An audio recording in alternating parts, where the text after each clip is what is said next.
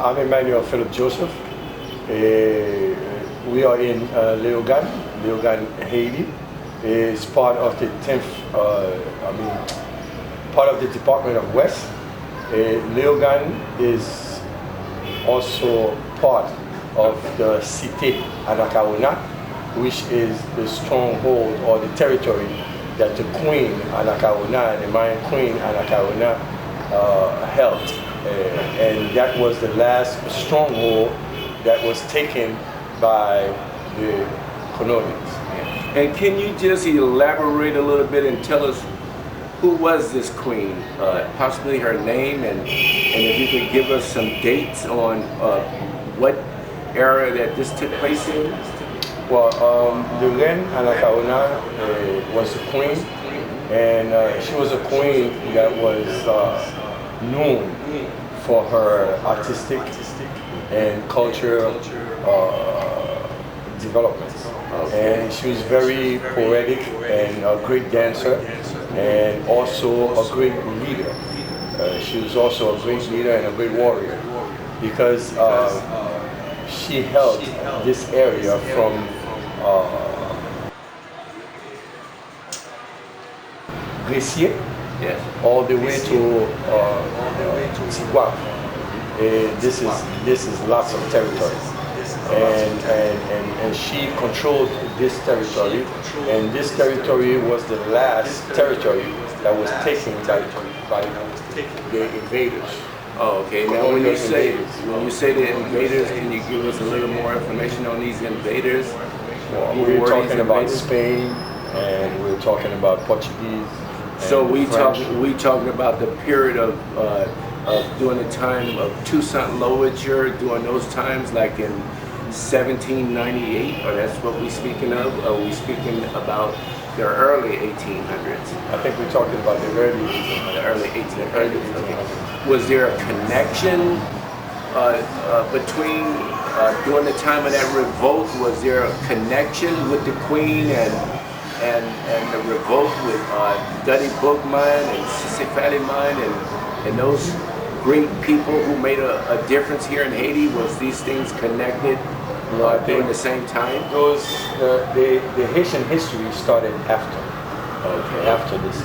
We are talking about the periods where the Europeans came to this land and were killing off the natives, which were the Mayans, the Aztecs, and the Arawaks, yes, the different so-called Indian tribes. Okay.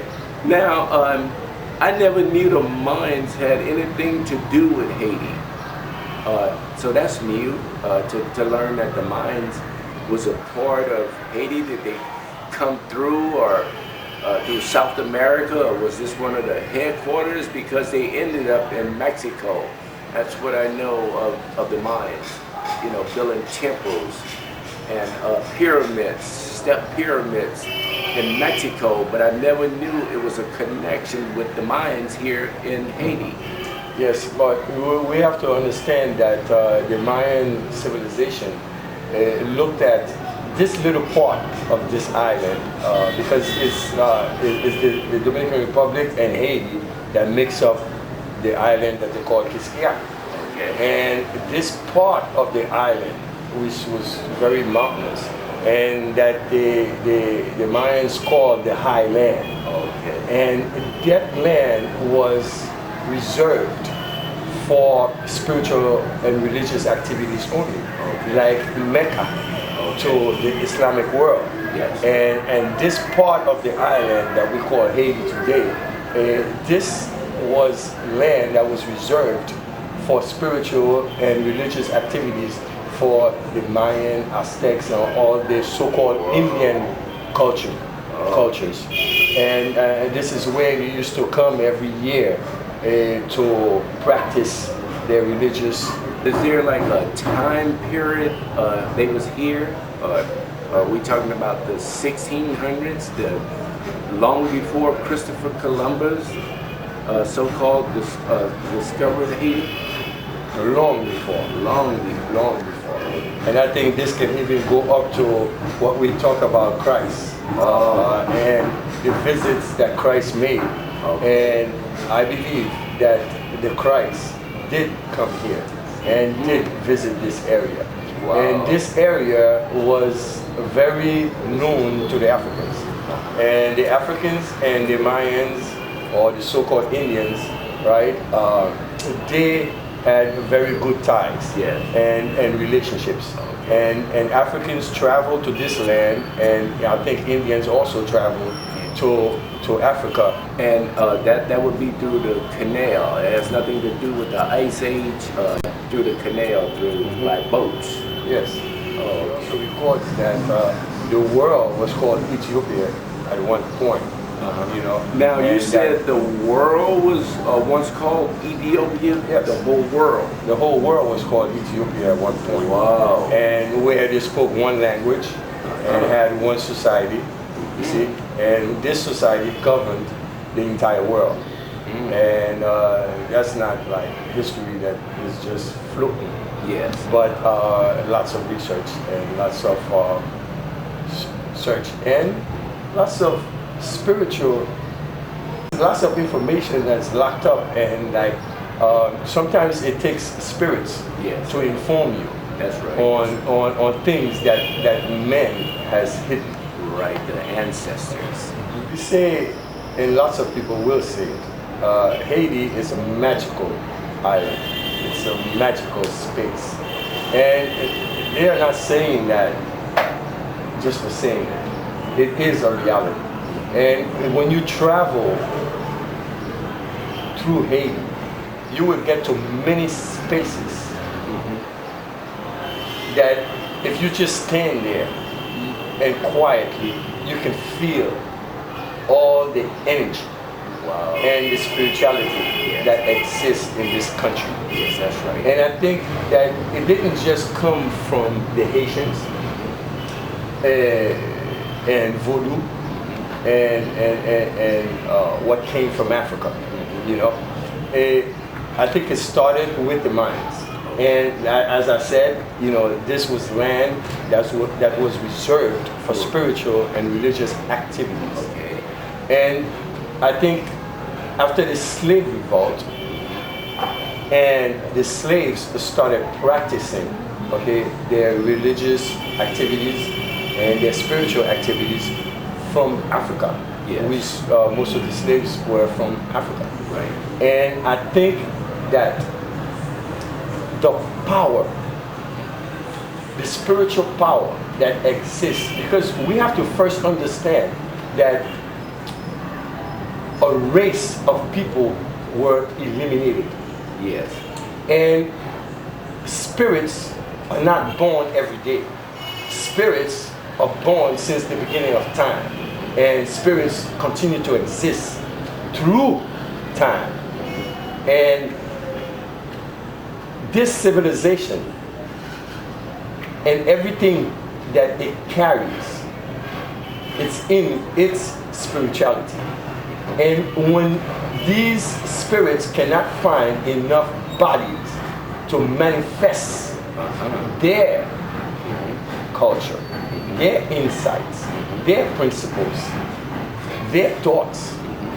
So I think you get into a situation where there's lots of spirits available and not enough bodies to occupy. Wow, that's awesome. To occupy, you know, this principle. So the spiritual energy that exists here, plus the Africans that came from Africa, that were brought here to be slaves, Right, okay. and revolted. And we can say that the Haitian slave revolt was not just for Haitians, but for all men in America. And when I say America, I'm talking about North America, South America, and the Caribbean. Wow. This slave revolt was not particularly for Haitians, because as you can see in history, even after the slaves got their independence, okay, in Haiti, they continued to help other slaves in other parts of America to ensure that they are also free from slavery. Is that, will that connect with the Revolutionary War in Savannah, Georgia, when little young Henry Christophe was only 14 years old, and Haitians volunteered. They wasn't drafted to come to America. They volunteered themselves to come to help to fight that Revolutionary War in Savannah, Georgia, and they won that war, and they came back to Haiti and fought another war. Even though I find that lately, today, there's only 2 countries that have stood up publicly saying that they recognize what Haitians, the ancestors of Haiti, Yes. did for them, as far as them being free. Yes. That was Cuba and Venezuela. Oh, okay. Those were the only 2 countries that officially says this. Only 2 countries that recognize what Haiti did for them in terms of ensuring their liberty, ensuring that they were not slaves anymore, but they became free men Yes. and women. Okay. You see? And this was Venezuela and Cuba. Okay. Their heads of states have come to Haiti and officially stated what Haiti has done for them and how they feel about Haiti and how they want to help Haiti to Yes. get out of this situation. War that Haiti volunteered to go help other countries. This was just Not the first and not the last. not the first and not the last. That's wow. Okay. So we always been under the interpretation that they volunteered and they came to Savannah, Georgia. So it wasn't the first time they volunteered their time. It wasn't just a volunteering. They were provided with ships, food, intelligentsia, war tactics, Yes. and spirituality also. Yes. A couple of days ago, I went up to the waterfalls. It was beautiful waterfalls, but one thing I noticed when I arrived at the waterfalls, I could feel this feeling. It was something that I couldn't describe, but it existed around me. And as I got closer, what take place here at this location, and I noticed that all the large stones had melted wax on them, and it seemed like this has been going on for years. It was piles and piles of wax. That's just a continuation. Okay. That is just a continuation of what this country was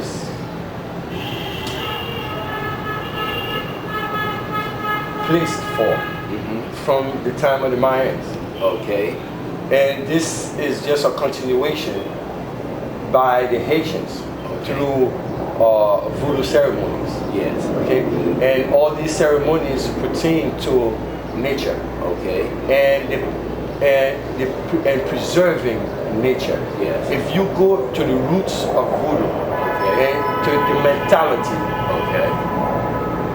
the myths about voodoo, you will find that most of it is concerned about preserving Mother Nature and giving respect to all the different principles, all the different elements. Okay, it's like, for instance, when you go to a waterfall. This is water. This is from a source. This is fresh water coming from the ground, which has gone through the circle. Okay. Because the water comes from the ground. Yes. It comes out. Then it gets evaporated again, goes up to the sky, and then there's a circle. All right. And after completing that circle, it comes out of the source again. This is, and water is considered one of the elements very important to life. I learned that. Very important to nature. Yes. Very important to the existence of our universe. Okay. And you would also understand that 3/4 of our universe is water. Is liquid. Okay.